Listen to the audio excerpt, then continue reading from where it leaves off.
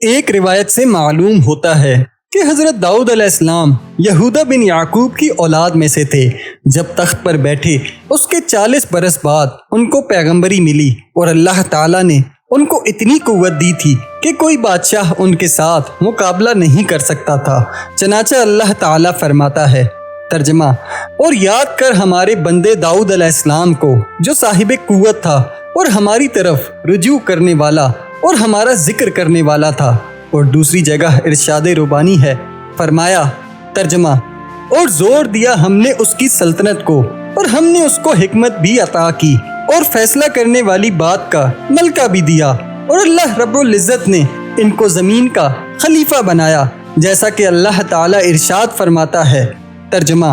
اے داؤد علیہ السلام، ہم نے کیا ہے تجھ کو خلیفہ زمین میں، بس تو حکم کر درمیان لوگوں کے حق کے ساتھ اور اپنی خواہشات نفسانی کی پیروی مت کر۔ اگر تم نے ایسا کیا تو یقیناً تجھ کو گمراہ کر دے گی اللہ کی راہ سے۔ اور اللہ تعالیٰ نے ان کو ایسا خوش آواز کیا تھا، یعنی جب وہ اپنی آسمانی کتاب زبور کو پڑھتے تو ان کی خوشی الہانی سے بہتا پانی بھی تھم جاتا تھا۔ ایک روایت میں یہ بھی بیان کیا گیا ہے کہ وہ آسمانی کتاب زبور کو بہتر طرح سے الہان سے پڑھ سکتے تھے۔ اور ایک روایت سے یہ بھی معلوم ہوتا ہے کہ زمین کے خوش چرندوں، طیور و پرند، جمیع جانور ہوا پر اور زمین پر کھڑے ہو کر سنتے تھے، اور سب کے سب حضرت داؤد علیہ السلام کے ساتھ تسبیح پڑھا کرتے تھے، جیسا کہ اللہ تعالیٰ نے ارشاد فرمایا، ترجمہ: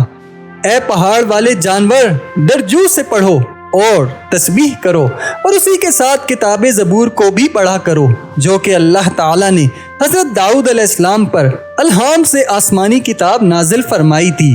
بعض کتب تواریخ سے معلوم ہوتا ہے، بلکہ مترجم نے اپنے مطالعہ خاص میں بھی یہ چیز دیکھی ہے کہ توریت اور زبور میں زیادہ تر مسائل امر و نہی، وعدہ وعید کے ہیں اور طریقہ عبادت کے کم مذکور ہیں۔ اور زبور پڑھتے وقت حضرت داؤد علیہ السلام کی آواز تقریباً 40 فرسنگ تک پہنچتی تھی۔ اس آواز سے کافر لوگ بے خود ہو جاتے تھے۔ یہ حقیقت ان کی نبوت کا ایک معجزہ تھا، اور دوسرا معجزہ یہ تھا کہ اللہ نے ان کی انگلیوں میں ایسی تاب اور گرمی دی تھی کہ ان کے چھوتے ہی لوہا پگھل کر نرم ہو جاتا تھا، جیسا کہ اللہ تعالیٰ فرماتا ہے، ترجمہ: اور نرم کیا ہم نے داؤد علیہ السلام کے واسطے لوہا، یعنی ان کے ہاتھ میں آتے ہی مثل موم کے نرم ہو جاتا تھا، اور بغیر کسی آلہ و ہتھیار اور بے آتش کے ہاتھ سے کڑیاں موڑ کر زرہ بناتے اور لوگوں کو فروخت کرتے، اور دیگر لوگ آگ میں تپا کر کڑیاں بناتے تھے۔ ایک روایت میں ہے کہ لوہے کی زرہ پہلے انہوں نے ہی ایجاد کی، جیسا کہ اللہ تعالیٰ فرماتا ہے، ترجمہ: اور سکھائی ہم نے کاریگری اور بنایا ایک قسم کا پہناؤ تمہارا تاکہ بچائے تم کو لڑائی سے، اور ایک زرہ اس وقت 400 درہم میں فروخت ہوتی تھی، اور ان کا معمول یہ تھا کہ وہ 200 درہم درویشوں محتاجوں کو دیتے تھے، اور 100 درہم اپنے خویش و اقارب کو دیتے، اور صرف 100 درہم اپنی عبادت کے لیے اپنی غذا میں صرف کرتے، اور اپنے جملہ اوقات کو بھی 3 طرح پر تقسیم کیا تھا۔ اور وہ طریقہ عمل یہ تھا